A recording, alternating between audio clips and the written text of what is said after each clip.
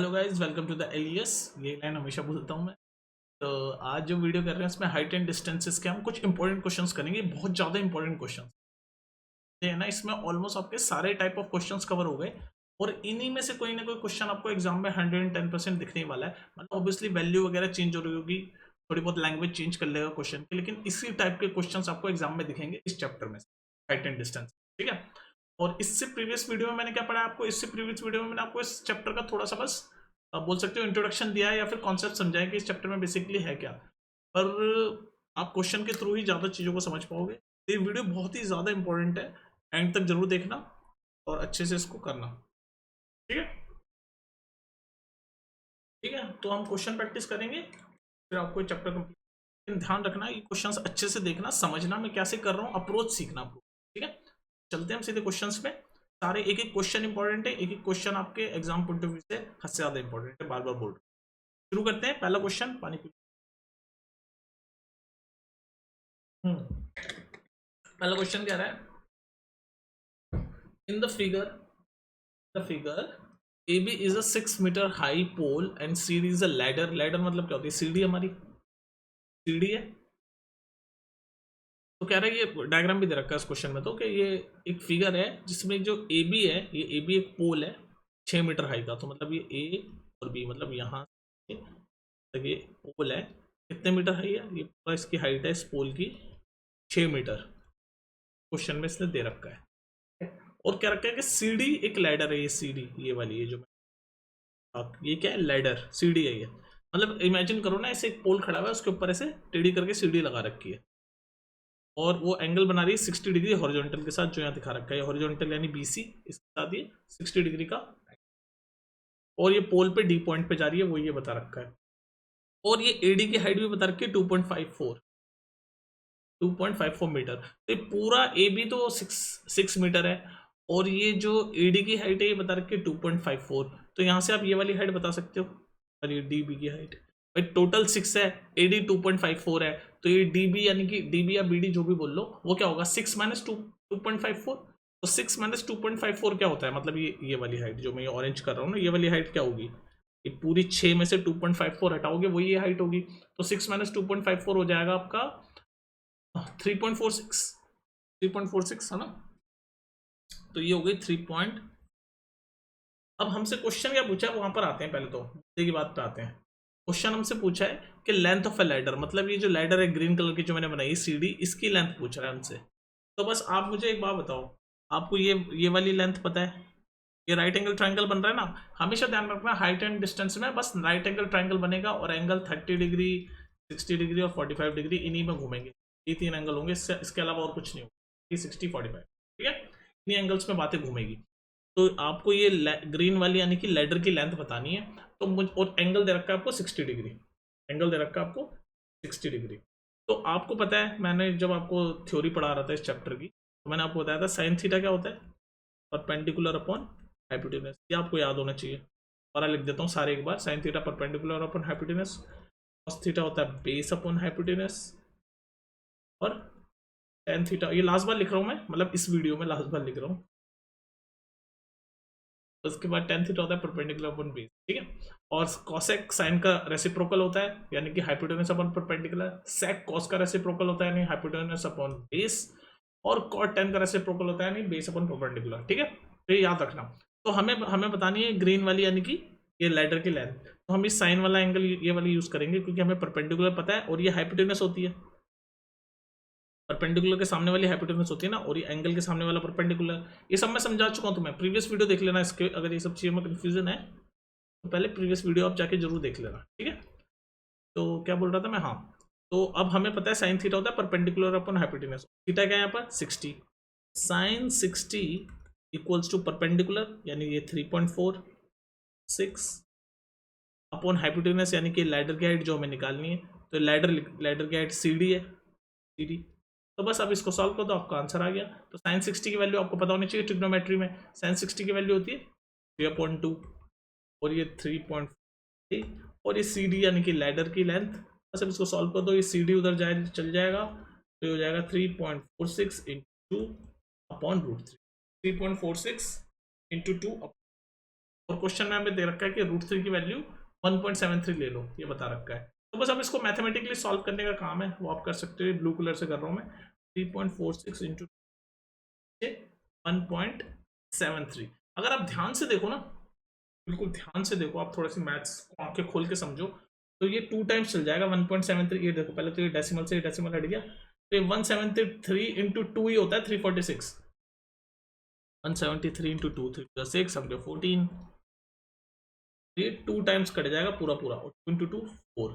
सारी चीजें मीटर में है, तो मीटर। तो इस CD की लेंथ आ गई 4 मीटर, और ये CD क्या है, लैडर, और इसी की लेंथ पूछ रहा था, यानी लैडर की लेंथ क्या है, 4 मीटर। ये तो निकाला हमने यहाँ पर। ये क्वेश्चन मैंने आपको डिटेल में बताने की कोशिश की है, वैसे ये प्रीवियस ईयर आ चुका है। उससे कितने में आया था, सिर्फ 1 मार्क में आया था।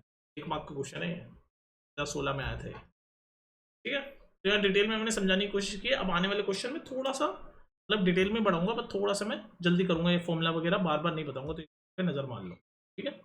इन फॉर्मूले से नजर मार लो। नेक्स्ट देखते हैं इस क्वेश्चन को, देखो।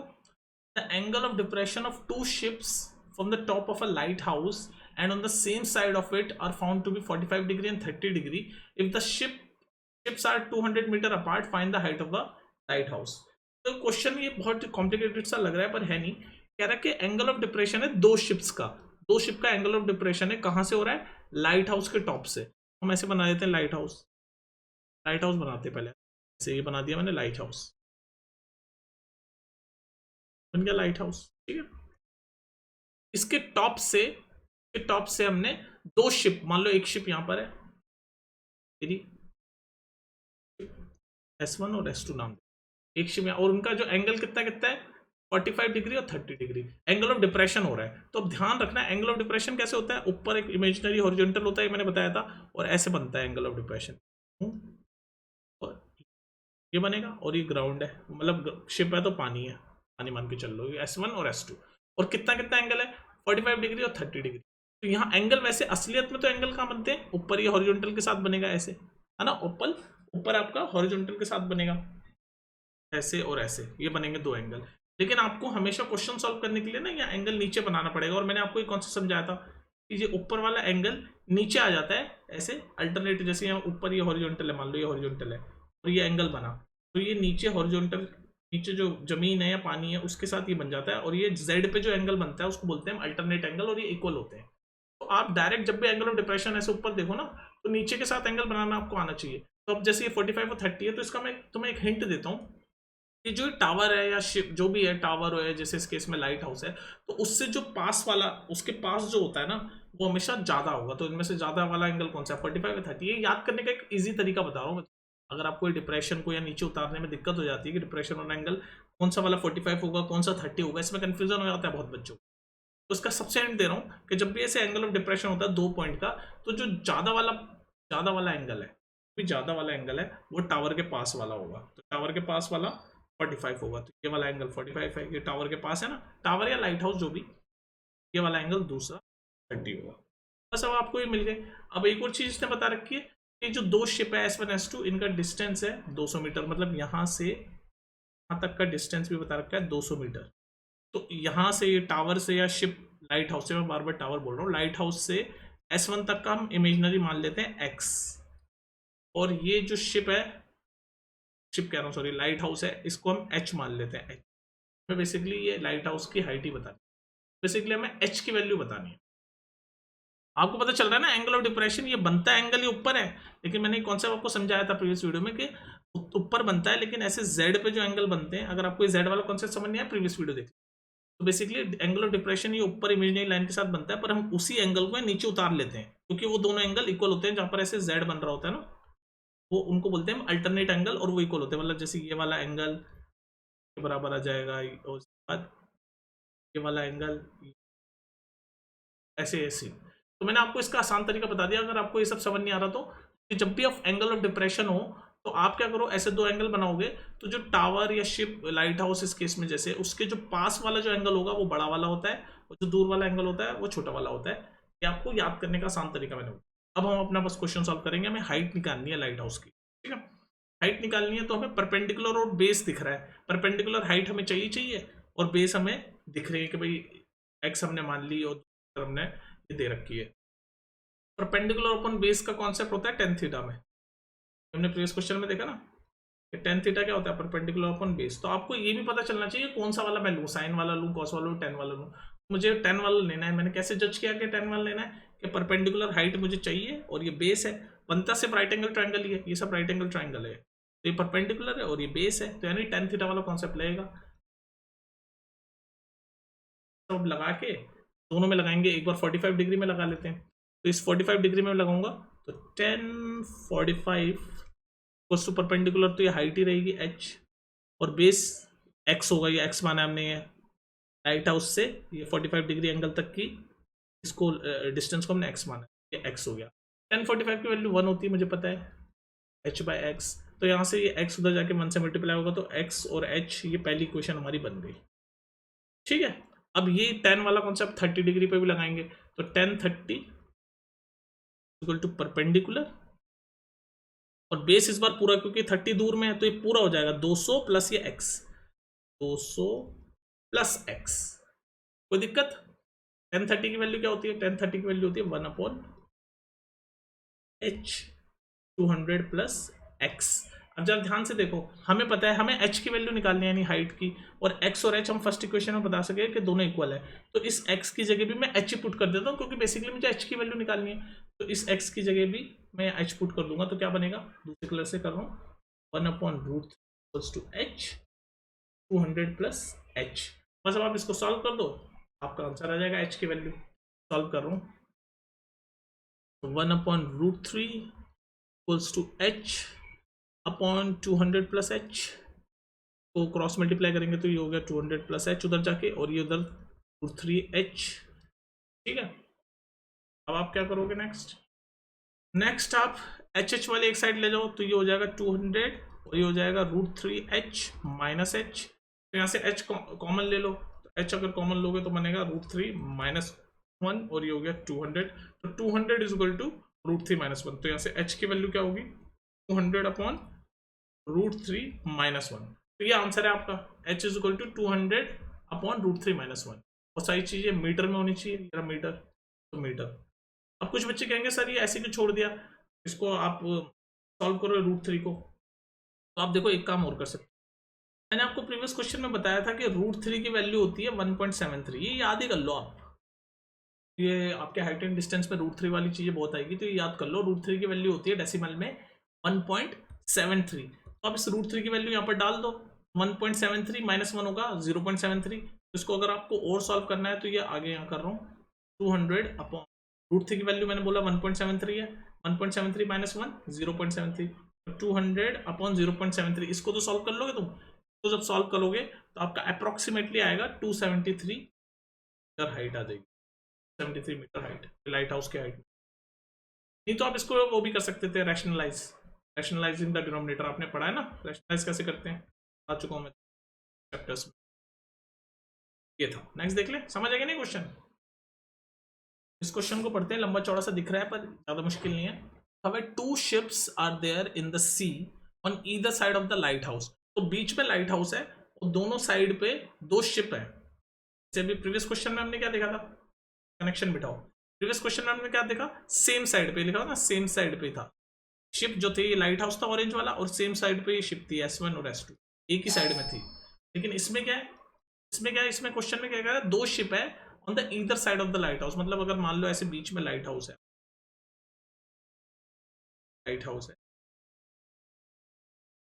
तो आपके दोनों साइड में एक शिप है, मान लो एक शिप यहाँ पर S1 नाम दे दो उसका, तो एक शिप यहाँ दोनों साइड में, ईदर साइड, और in such a way that ship और the light house are in the straight line. तो ये स्ट्रेट लाइन में ऐसे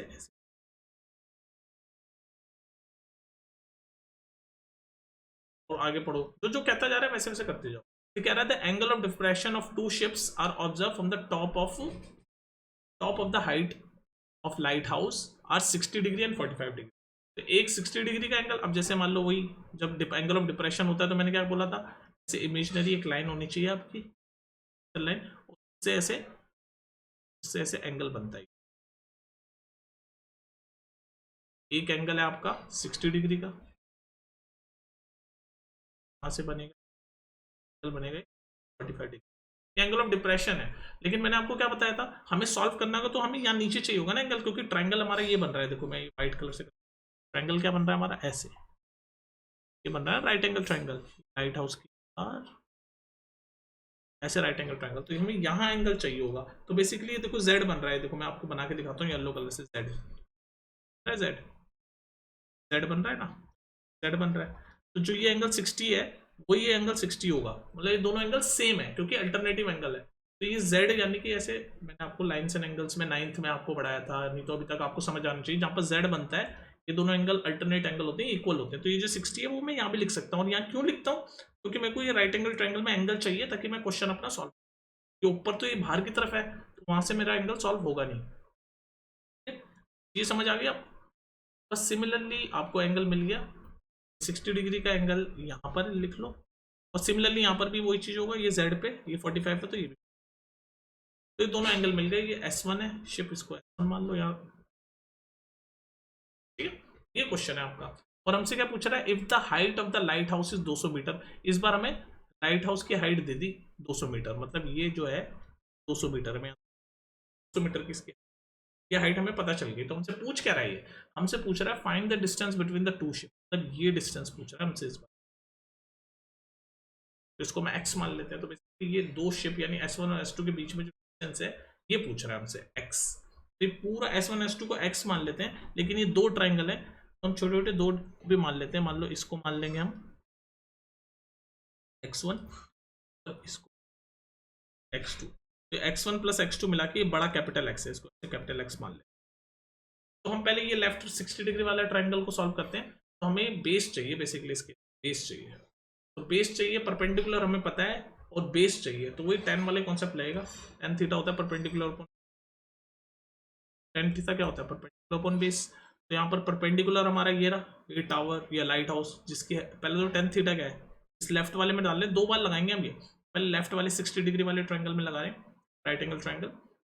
tan 60 की वैल्यू क्या होती है, tan 60 इक्वल्स टू परपेंडिकुलर यानी ये लाइट हाउस की हाइट, और बेस हमने ये x1 माना है, ये लिखा ना मैंने x1। tan 60 की वैल्यू होती है √3, और ये होता है 200 अपॉन x1। ऐसे x1 की वैल्यू आप लिख लो 200 बाय x1 की वैल्यू मुझे मिल गई बाय √3। अब इधर वाले ट्राइंगल में लगाओ, इस वाले ट्राइंगल में लगाओ सेम चीज, यहाँ पर भी tan theta perpendicular upon base होता है, हमें पता है। यहाँ पर कौन सा एंगल है, tan 45 है, tan 45 परपेंडिकुलर मतलब ये लाइट हाउस की हाइट कितना क्वेश्चन में, और बेस हमने इस बार इसको x2 माना है, x2। तो इसको सॉल्व करो, tan 45 की वैल्यू 1 होती है, तो ये हो गया 200 अपॉन, तो जाके मल्टीप्लाई करेंगे तो x2 की वैल्यू हो गई 2।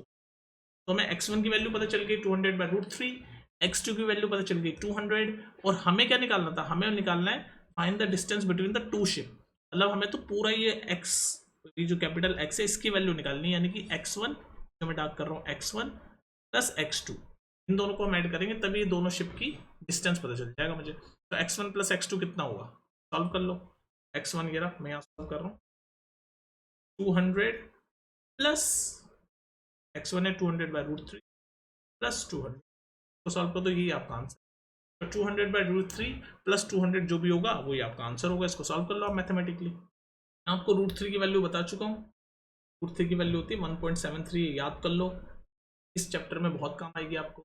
तो आप कैसे भी सॉल्व कर सकते हो, अब देखो अपने अपने तरीके हैं सबके, कोई बच्चा यही 1.73 करके इसको सॉल्व करेगा फिर 200 में ऐड कर देगा, कैसे भी कर सकते हो आप।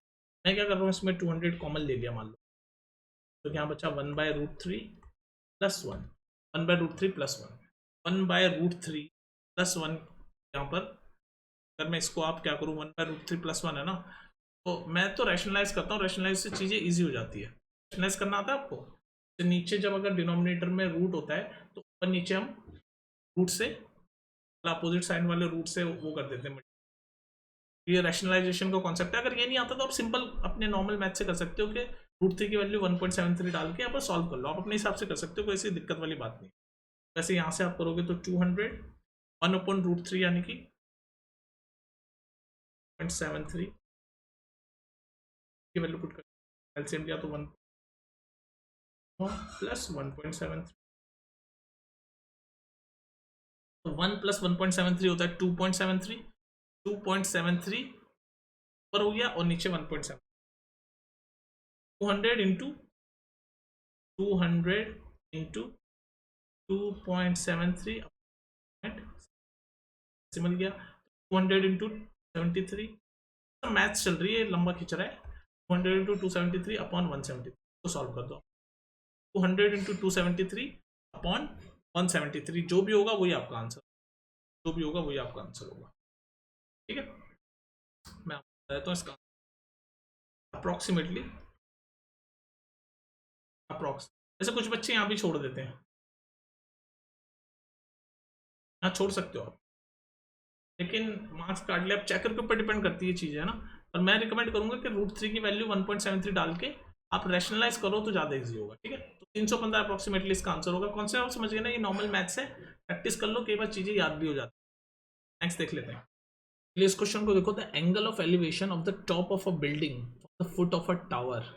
तो एक टावर है और एक बिल्डिंग है, दो चीज़ें इसमें, एक आपका बिल्डिंग है और एक आपका टावर है। तो कह रहा है the angle of elevation from the top of a building, of elevation top of a building from the foot of a tower. जो आपका टावर है, टावर है आप, टावर और कोई दिक्कत नहीं है, और एक बना देता हूँ मैं बिल्डिंग,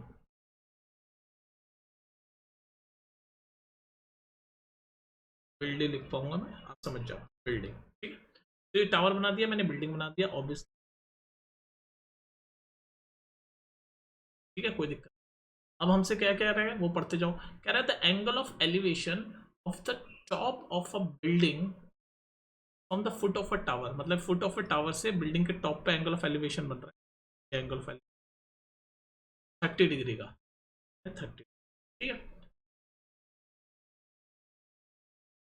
नेक्स्ट देखो क्या लिखा हुआ है, the angle of elevation of the top of a building, building के टॉप पे from the foot of a tower is 30 degree, and the angle of elevation the top of a tower, angle of elevation of the top of a tower from the foot of a building. तो एक तो tower के foot से building के top पे बन रहा है 30 डिग्री, और एक बिल्डिंग के फुट से टावर के टॉप पे बन रहा है, ये रहा, ये बना दिया, और ये कितना है 45 डिग्री। समझ आया क्वेश्चन, टावर के फुट से बिल्डिंग के टॉप पे जो एंगल ऑफ एलिवेशन है वो 30 डिग्री का बन रहा है, और बिल्डिंग के फुट से टावर के टॉप पे जो एंगल ऑफ एलिवेशन बन रहा है वो है 45। अब क्या कह रहा है, if the tower is 30 metre high, से बोल रहा है कि टावर जो है आपका वो 30 मीटर हाई है, 30 मीटर,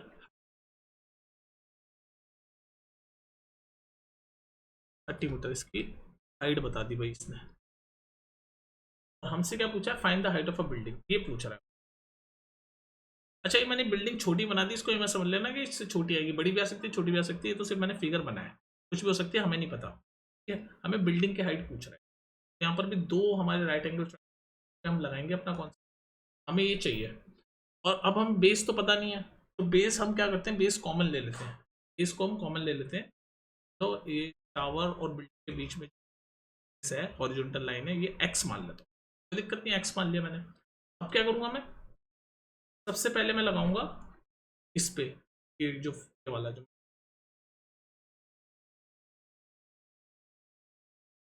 ये वाला राइट एंगल ट्रायंगल दिख रहा है जो मैं येलो कर रहा हूँ, डार्क येलो कर रहा हूँ मैं, इस पे फोकस करो। ये राइट एंगल ट्रायंगल पे मैं लगा रहा हूँ जिसमें 45 है, परपेंडिकुलर अपॉन बेस, 1045 डायरेक्ट लिख रहा हूँ मैं, परपेंडिकुलर यानी कि टावर की हाइट 30, और बेस हमने ये माना है एक्स, और 1045 की वैल्यू थी 1, तो 30/x, और यहाँ से x की वैल्यू 30 आ गई, तो बेसिकली हमने ये x की वैल्यू निकाल ली 30। ठीक है, अब दूसरी बात, हमने ये वाला राइट एंगल ट्रायंगल देख लो जो ब्लू कर रहा हूँ, इस पे लगाऊंगा मैं, ये जो मैं ब्लू कर रहा हूँ ना वाले पे फोकस करो, इसमें एंगल कितना है, ये 30, यहाँ पर भी वही 1030 वाला कॉन्सेप्ट लगाओ, 1030 डिग्री परपेंडिकुलर यानी कि बिल्डिंग की हाइट जिसको हम h मान रहे हैं, और यही हमें निकालनी भी है बिल्डिंग की हाइट। तो 1030 इज इक्वल टू परपेंडिकुलर और बेस एक्स है जिसकी वैल्यू अभी हमने यहाँ कैलकुलेट करी 30, यहाँ मैंने डायरेक्ट पुट कर। ठीक है, 1030 की वैल्यू होती है 1/√3, ये सारी चीज़ें आपको पता होनी चाहिए, h/30, तो यहाँ से h की वैल्यू हो गई 30/√3, मीटर में। क्या आ गया आंसर आपका? यही है हाइट ऑफ अ बिल्डिंग, 30/√3। इसको और आप और ज़्यादा छोटा कर सकते हो अगर आप चाहो तो, इसको और छोटा करके लिख सकते हो। बाकी 30/√3 में भी बात बन जाएगी। जैसे इस 30 को आप कैसे लिख सकते हो? 30 को लिख सकते हो 10 × 3, और 3 को हम लिख सकते हैं, 3 को क्या लिख सकते हैं? हम लिख सकते हैं √3 × √3। तो हम ये इसको ऐसे लिख सकता हूँ 3, ये हो गया 30, क्योंकि 10 × 3 30 होता है ना, और 3 को √3 × √3 लिख सकता हूँ। तो इस 30 को मैंने लिख दिया 10 × √3 और √3, और नीचे √3 है ही, 3 से √3 कट गया, तो आपका आंसर आ गया 10√3। बात एक ही है, चाहे 10√3 लिख लो, चाहे 30/√3 लिख लो, कुछ भी लिख लो, बात एक ही है, बस ये और काट के ऐसा कुछ कर। ठीक है, तो हाइट ऑफ अ बिल्डिंग आ गई आपकी 30√3 या फिर 10√3, एक ही बात है। नेक्स्ट देख लो, इस क्वेश्चन को देखो। A man standing on the deck of a ship which is 10 meter above water level, observe the angle of elevation of the top of a hill is 60° and the angle of depression of the base of a hill is 30°. Find the distance of the hill from the ship, and the height of the hill. तो दो चीज हमें इसमें पूछ, question तुम्हें समझ आया? जैसे जैसे क्वेश्चन कह रहा है वैसे वैसे डायग्राम बनाएंगे। कुछ बच्चों को ना डायग्राम बनाने में दिक्कत आ रही है, आराम आराम से ये डायग्राम बनाने की कोशिश करें, आराम से आप सुनो। जैसे जैसे क्वेश्चन कहेगा ना वैसे वैसे कर। कह रहा है कि एक मैन शिप की डेक पे खड़ा हुआ है, एक मैन शिप की डेक पे खड़ा हुआ है जो 10 मीटर वाटर लेवल से अबव है। वाटर लेवल, ऐसे वाटर लेवल होगा, ये वाटर है, ऐसे होता है ना वाटर। इस वाटर के 10 मीटर अबव पे शिप का डेक है, वो बना देते हैं हम यहाँ, ये 10 मीटर। तो यहाँ पर 10 मीटर अबव पे क्या खड़ा हुआ है? एक आदमी खड़ा कर दिया, ये आदमी खड़ा, और ये 10 मीटर है। क्वेश्चन में बोल रहा है ना 10 metre above the water level, ये वाटर लेवल से 10 मीटर ऊपर जो शिप है उसका डेक है, डेक मतलब टॉप ऑफ द शिप है, ऐसे बोल लो। और ये टॉप ऑफ द शिप है और उस पर आदमी खड़ा हुआ है। यहां तक बात समझ में आ गई? उसके बाद इसने क्या करा, आगे कह रहा है उसने एंगल ऑफ एलिवेशन दिया एक हिल पे। तो ऐसे हिल है, ये हिल है, तो बड़ी होती है ना, ऑरेंज कलर से मैंने हिल बना दी। तो कह रहा है उसने एंगल ऑफ एलिवेशन दिया हिल के टॉप पे एंगल ऑफ एलिवेशन बनाया, और कितना डिग्री का एंगल बना? 60 डिग्री का। तो ऐसे हम ये हॉरिजॉन्टल लाइन खींचेंगे और ये 60 डिग्री का हमने एंगल ऑफ एलिवेशन से बना दिया। ये हिल है ऑरेंज कलर की, ठीक है जी। और ये शिप को ऐसे पिंक कलर से, ठीक है, अलग अलग देखना चाहिए। तो इसने ये बोल रहा है एंगल ऑफ एलिवेशन देखा, ये हिल के टॉप पे देखा तो 60 डिग्री का एंगल ऑफ एलिवेशन बनाया। उसके बाद कह रहा है एंड और angle of depression of the base of a hill. फिर यहीं से ये टॉप ऑफ द हिल पे देखा तो 60 डिग्री का एंगल ऑफ एलिवेशन बना, फिर यहीं से बेस ऑफ द हिल पे भी देख रहा है, ऐसे बेस ऑफ अ हिल, यही है ना बेस ऑफ अ हिल, इस पे देख रहा है तो एंगल बन रहा है 30 डिग्री का। तो आपको पता है एंगल ऑफ डिप्रेशन में एंगल यहां बनता है, तो यही एंगल हम यहां ले लेते हैं, वो जेड वाला कॉन्सेप्ट, क्योंकि हमें जो क्वेश्चन सॉल्व करना है राइट ट्रायंगल का, तो ये राइट ट्रायंगल जो बन रहा है, तो हम यही जो 30 डिग्री, वैसे एक्चुअल में ऊपर ये एंगल ऑफ डिप्रेशन ऐसे बन रहा है, लेकिन यही 30 डिग्री है, क्योंकि ट्रायंगल हमें चाहिए, तो ट्रायंगल में हम एंगल लिख लेते हैं। बेसिकली ये दोनों सेम होते हैं, देख लो ऐसे जेड बन रहा है ना, जेड दिखा दो, जेड बन रहा है, ये 30 है तो ये भी 30 होगा, बस वो मैं तुम्हें बताना चाह रहा था। तो एंगल ऑफ डिप्रेशन 30 होगी, एंगल ऑफ एलिवेशन हो गया, तो मैं यहाँ डायरेक्ट 30 डिग्री। तो हमारे पास दो ट्रायंगल हो गए, दो राइट एंगल ट्रायंगल। मैं आपको दो राइट एंगल ट्रायंगल ऐसे डार्क करके दिखा, तो ये ब्लू वाला, ये वाला है ना, ये ब्लू वाला, और दूसरा ये वाला पिंक वाला, ये दो राइट एंगल ट्रायंगल है आपको। तो अब ये जो दो ट्रायंगल बने ना, ये ऊपर वाला ब्लू वाला और ये नीचे पिंक वाला, इन दोनों ट्रायंगल पे तो लगाएंगे अपना टेन थीटा वाला कॉन्सेप्ट। देखो इसमें हमें परपेंडिकुलर, नीचे पिंक वाले में परपेंडिकुलर पता है हमें, और बेस को हम एक्स मान लेते हैं, बेस को हम एक्स मान मतलब ये वाली लेंथ को क्या मान लिया मैंने? एक्स। पहले पिंक वाले में मैं लगा रहा हूँ 10 30 degree,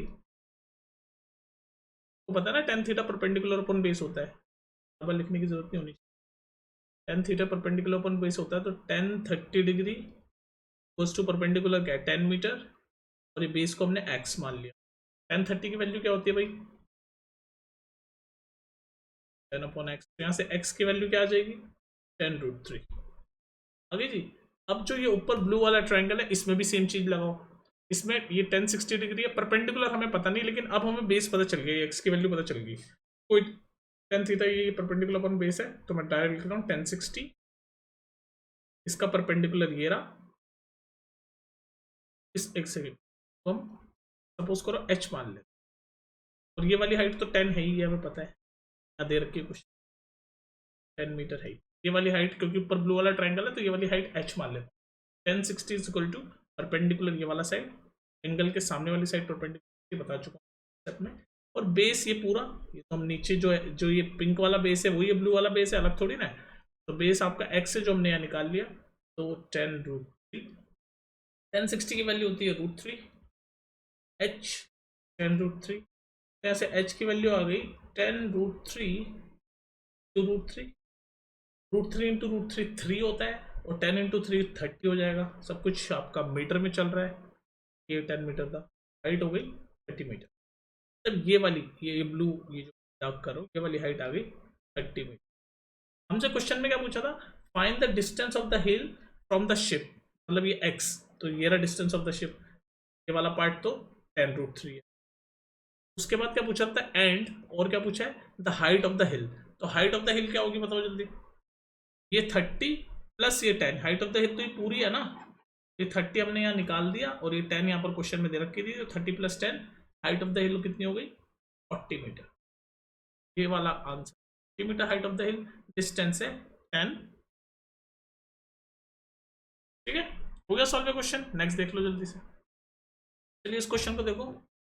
The angle of elevation of a cloud from a point 60 meter above the surface of water of a lake is 30 degree and the angle of depression of its shadow in water of lake is 60 degree. Find the height of the cloud from the surface of water. हो सकता है कि complicated लगे, लेकिन मैंने आपको क्या trick बताई, जैसे जैसे क्वेश्चन बोल रहा है बस वैसे वैसे सेंटेंस बाय सेंटेंस चीजें करते जाओ, सेंटेंस बाय सेंटेंस, पूरा क्वेश्चन मत देखो वरना घबरा जाओगे क्या क्या लिखा हुआ है। तो जो क्वेश्चन में आपको सेंटेंस बाय सेंटेंस लिखा है वो करते जाओ। देखो कैसे मैं पढ़ रहा हूँ, देखो पढ़ना शुरू कर रहा हूँ, आपके साथ करूंगा, मैं स्टूडेंट के दिमाग से पढ़ता हूँ। The angle of elevation of a cloud from a point 60 metre above the surface of water, तो ये कह रहा है भाई कोई सरफेस ऑफ वाटर है, तो ये बना दिया मैंने सरफेस ऑफ वाटर, पानी है, और ये उसका जो सीधी लाइन मैंने नहीं सरफेस ऑफ वाटर है, तो सरफेस ऑफ वाटर से 60 मीटर अबव, तो ये बना दिया मैंने 60 metre above angle of elevation किसी क्लाउड का, ये कोई क्लाउड है, ठीक है, ये क्लाउड कितना है 30 डिग्री, तो एंगल ऑफ एलिवेशन कैसे होता है, ऐसे होता है, एंगल ऑफ एलिवेशन लाइन बना दी, तो ये कितना है 30 डिग्री। ठीक है जी, अब आगे देखो, आगे क्या कह रहा है question, and the angle of depression of its shadow in water of a lake is 60 degree. तो ये जो क्लाउड है इसकी शेडो बन रही है, लिखा ना shadow of water is 60 degree, तो यहाँ पर ये जो क्लाउड है इसकी यहाँ पर ऐसे शेडो बन रही है, ये शेडो, तो इस पे जो एंगल ऑफ डिप्रेशन है, एंगल ऑफ डिप्रेशन इसी पॉइंट से, जो पानी से 60 मीटर अबव है लिखा हुआ ना, पानी से 60 मीटर अबव, इसी पॉइंट से एक तो क्लाउड पे एंगल ऑफ एलिवेशन है 30 डिग्री का, और इसी पॉइंट से एंगल ऑफ डिप्रेशन है ये कितने डिग्री का है, ये 60 डिग्री का है, कोई दिक्कत, ये लिख दिया मैंने 60 डिग्री, ज्वाइन कर दो इनको, तो आपके दो राइट एंगल ट्रायंगल बन गए। देखिए दो अलग अलग कलर से, ये ऊपर वाला जो क्लाउड पे एंगल ऑफ एलिवेशन है 30 डिग्री वाला येलो कलर से बना है, ये वाला राइट ट्रायंगल, और एक ये नीचे जो एंगल ऑफ डिप्रेशन 60 डिग्री वाला है, जो क्लाउड की जो इमेज बन रही है पानी में, नीचे वाला जो क्लाउड है ना वो इमेज है पानी में, ये वाला, ये दो ट्रायंगल है, येलो वाला और ऑरेंज वाला। ठीक है, और आपको ये पता चल गया। अब ये आपसे क्या पूछ रहा है, find the height of the cloud from the surface of water, तो ये बेसिकली ये वाली हाइट पूछ रहा है, ये वाली हाइट, तो इसको मैं h मान लेता हूँ इस वाली हाइट को।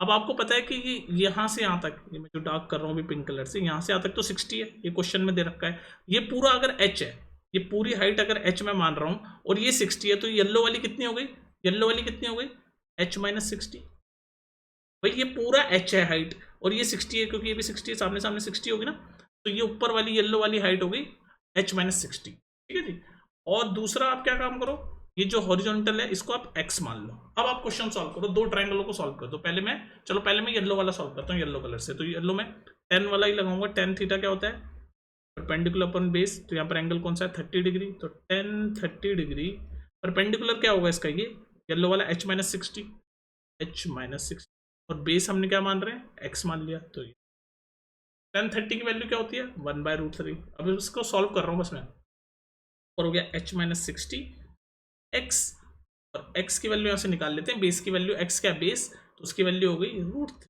h minus 60√3। ये हमने x की वैल्यू निकाल ली। अभी ऊपर वाले ट्रायंगल को सॉल्व किया तो x की वैल्यू हमने निकाल ली, कोई दिक्कत तो नहीं है ना यहाँ से। अब लाइन खींच दो यहाँ पर। अब ये नीचे ऑरेंज वाला ट्रायंगल भी सॉल्व करते हैं, तो यहाँ पर भी टेन थीटा वाला ही कॉन्सेप्ट लगाएंगे हम। टेन थीटा ऑरेंज वाला ट्रायंगल है ना, ऑरेंज कलर से हो जाएगी थोड़ी सी। Tan theta equals to perpendicular upon base होता है, थीटा कितना है इसमें 60 डिग्री, तो टेन 60 डिग्री। इसमें परपेंडिकुलर क्या होता है मैं बता चुका हूँ, थीटा के सामने वाला एंगल परपेंडिकुलर होता है। जैसे यहाँ पर थीटा के सामने वाला ये परपेंडिकुलर था, यहाँ पर थीटा के सामने ये परपेंडिकुलर, तो यहाँ पर परपेंडिकुलर हाइट कितनी होगी बताओ, ये है खेल इसमें परपेंडिकुलर। अब यहाँ गलती करते हैं बच्चे इस क्वेश्चन, ये 60 डिग्री जो नीचे वाला जो ट्रायंगल है इसमें परपेंडिकुलर कौन सा है। देखो मैं तुम्हें डार्क करके दिखाता हूँ, पूरा डार्क करके दिखाता हूँ, येलो कलर से डार्क करता हूँ। ये है हाइट जो मैं अभी येलो कलर से डार्क कर रहा हूँ ना, ये परपेंडिकुलर है। तो ये कितनी है ध्यान से देखो कितनी होगी है, तो मैं तुम्हें देखो आइडिया बताता हूँ। ये यहाँ से यहाँ तक तो 60 है, तो ये वाला पार्ट 60, और ये नीचे रिफ्लेक्शन क्लाउड की बन रही है, तो क्लाउड वाटर लेवल से क्लाउड तक की हाइट मैंने h मानी है, तो उतनी ही तो पानी के नीचे भी उतनी हाइट होगी, तो ये 60 और ये वाली h ही होगी, क्योंकि उसकी क्लाउड की रिफ्लेक्शन बन रही है नीचे। तो पानी के लेवल से क्लाउड तक की हाइट अपने h मानी थी, तो पानी के लेवल से नीचे जो इमेज बन रही है वो भी h होगी, तो ये पूरी हाइट कितनी होगी 60 प्लस ये h, तो परपेंडिकुलर कितना हो गया इस नीचे वाले ट्रायंगल का 60 प्लस h। यही गलती कर देते हैं 60 प्लस h परपेंडिकुलर, और बेस ये x है जो कि हमने यहाँ निकाला है, तो इसकी वैल्यू पुट कर देते हैं हम बेस की h या 60। अब बस आप इसको सॉल्व कर दो आप आराम से। टेन 60 की वैल्यू होती है √3, पर आ जाएगा 60 h 3h माइनस 60√3। अब इसको सॉल्व कर दो। हमसे क्या पूछा था, हमसे तो h की वैल्यू पूछ रहा है ना, find the height of the cloud from the surface, मतलब बेसिकली हमें ये h की वैल्यू पूछ रहा है, तो यानी कि आप इसको सॉल्व कर दो और h की वैल्यू निकाल दो, वही आपका आंसर। सॉल्व कर दो h की वैल्यू, इसको जरा आप सॉल्व करोगे तो ये उधर जाके मल्टीप्लाई हो जाएगा √3 से, पूरा ये डिनोमिनेटर। तो मैं डायरेक्ट कर रहा हूँ, आप अपनी स्पीड पे कर सकते हो। √3 इंटू √3h कितना होता है 3h, क्योंकि √3 इंटू √3 3 हो जाता है, ये हो गया 3h, और ये माइनस का साइन, √3 इंटू √3 3 होता है, और 60 इंटू 3 180, इक्वल्स टू ये कितना है 60 प्लस h। इस h को उधर भेजेंगे तो ये माइनस हो जाएगा, 3h माइनस h कितना होता है 2h। इस 180 को उधर भेजेंगे तो प्लस हो जाएगा, तो 180 प्लस 60 कितना होता है 240, तो 2h इज इक्वल टू 240, पर लिख रहा हूँ मैं, जगह का मैं 2h इज इक्वल टू 240 पर लिख देता हूँ, h इज इक्वल टू 240/2 यानी कि 120, और ये हमें हाइट पूछ रहा था, ये वाली हाइट। तो मतलब पानी के सरफेस से क्लाउड तक की हाइट है 120 मीटर, ये है इसका आंसर। समझ आए। इसमें ये जो नीचे जो रिफ्लेक्शन पड़ रही है ना, इसकी परपेंडिकुलर ये जो हमने हाइट ली है ना 60 प्लस h, इसमें कई बार बच्चे कंफ्यूज जाते हैं। तो देखो यहाँ से यहाँ तक की हाइट तो 60 है, क्योंकि ये वाली हाइट दे रखी थी 60, और नीचे क्लाउड की हाइट हमने ये h मानी है, तो ये भी तो h होगी, तो 60 प्लस h होगी। बस यहाँ पर ये वाला पॉइंट पे गलती करते हैं बच्चे, ठीक है। देख लेना, ये क्वेश्चन इंपॉर्टेंट है, और मैं आपको बताऊँ 2017 में आपके बोर्ड में आ चुका, ठीक है। देख लो इसको। नेक्स्ट देखो, चलिए इस क्वेश्चन को देखो। जैसे जैसे क्वेश्चन कहता रहता है बस वैसे वैसे करते जाएंगे हम, यही हमारा ट्रिक बोल लो, यही हमारा मेथड बोल लो क्वेश्चन सॉल्व करने का। सेंटेंस बाय सेंटेंस हम पढ़ेंगे, चीजें करते जाएंगे। क्या बोल रहा है अभी पढ़ते हैं। कह रहा from a point on the ground, तो हमें पता चल गया ग्राउंड है। The point on the ground the angle of elevation of the top of a tower is 60 degree. तो कह रहा है, यहां तक पढ़ा हमने, कह रहा है एक पॉइंट है ग्राउंड पे और एक टावर है, तो हम ऐसे टावर बना दिए,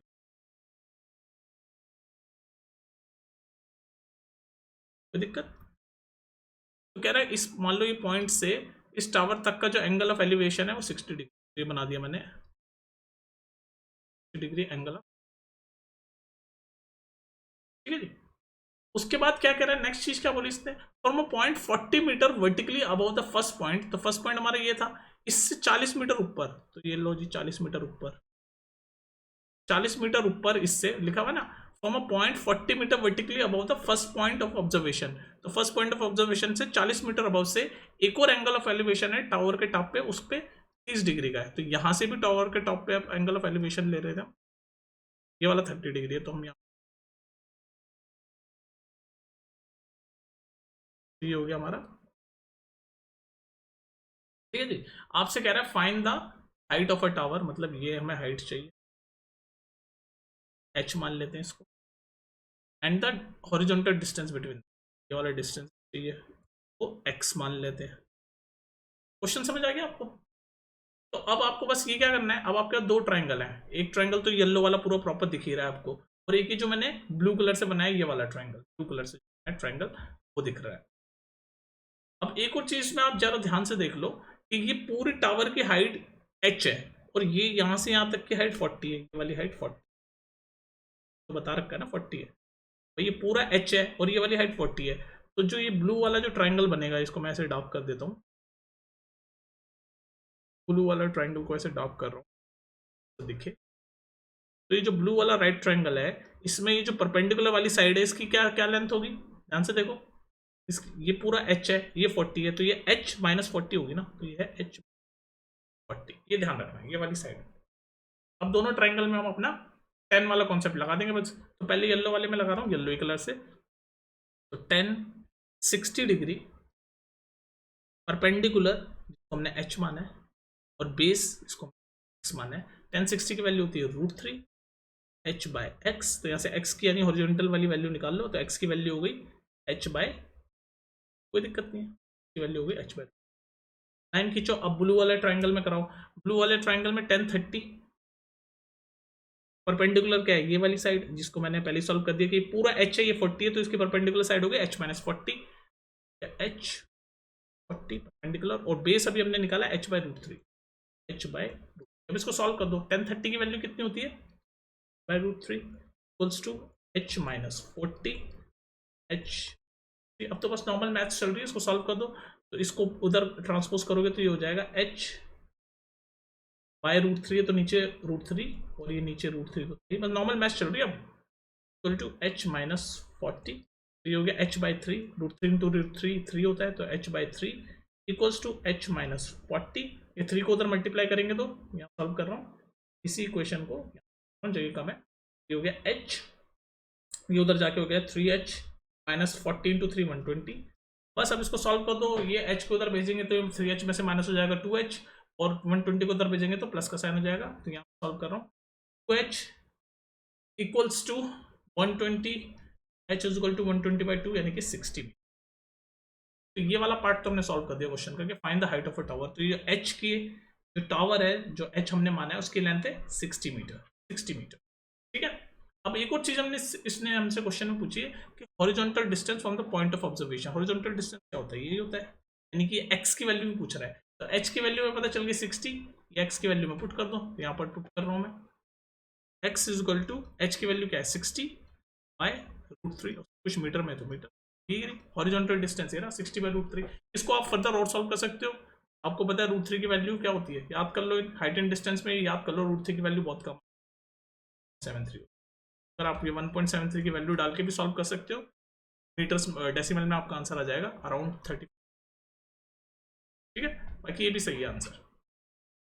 तो ये कुछ इंपॉर्टेंट क्वेश्चन थे, इसी टाइप के क्वेश्चन आने वाले, इससे बाहर कुछ नहीं आने वाले। बहुत ही इंपॉर्टेंट वीडियो है इस चैप्टर के पॉइंट ऑफ व्यू से, कि मैंने ऑलमोस्ट कोशिश की कि जितने भी टाइप ऑफ क्वेश्चंस बन सकते हैं वो आपको करवा दिए। बाकी और लैंग्वेज चेंज कर सकता है, थोड़ी बहुत सिनेरियो ऊपर नीचे कर सकता है, पर इसी तरह के कॉन्सेप्ट आपको लगवाएगा। ऐसे ऊपर कर दो, एक height, angle of elevation, depression, ये घुमा फिरा के भाषाओं में फंसाने की कोशिश करेगा, बस और कुछ नहीं है। प्रैक्टिस करो और ये वीडियो को अच्छे से देखो, समझने की कोशिश करो, रटो मत ये क्वेश्चन, कहीं से भी ये क्वेश्चन रट लो, ऐसे रिपीट भी हो सकते हैं क्वेश्चन, लेकिन आप, मैं कहूँगा कि प्रोसेस समझोगे कैसे मैंने सॉल्व करा है, इसी टाइप के क्वेश्चन आएंगे, ठीक है। चलो फिर मिलते हैं नेक्स्ट वीडियो में, टेक केयर।